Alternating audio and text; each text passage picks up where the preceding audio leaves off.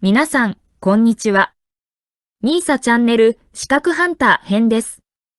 最新の英語ニュースを読み上げますので、英語の試験勉強やスキルアップにご活用ください。State Department calls for release of two Americans held in Russia. December 28, 2021, 4:26 p.m. VOA News.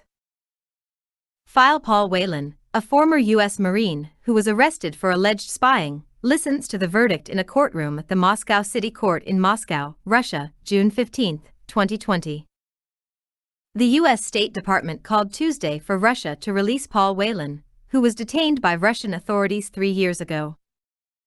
Whelan, 51, was in Russia as a tourist and was arrested at a Moscow hotel. He was convicted of espionage charges and is currently serving a 16-year sentence of hard labor at a prison camp in Mordovia.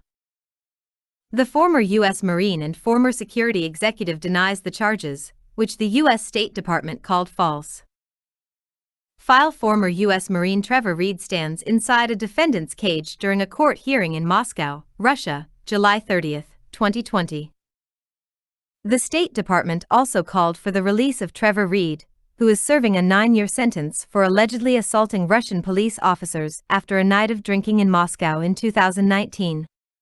Reed, also a former Marine, said he does not remember the incident and pleaded not guilty. Reed's lawyers were critical about the harshness of the sentence.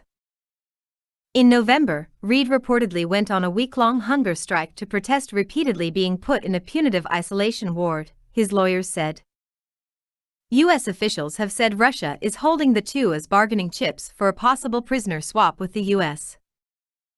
Secretary of State Antony Blinken has been very clear about the need for Russia to release U.S. citizens Paul Whelan and Trevor Reed unconditionally and immediately so they can be home with their families, the State Department said in a news release.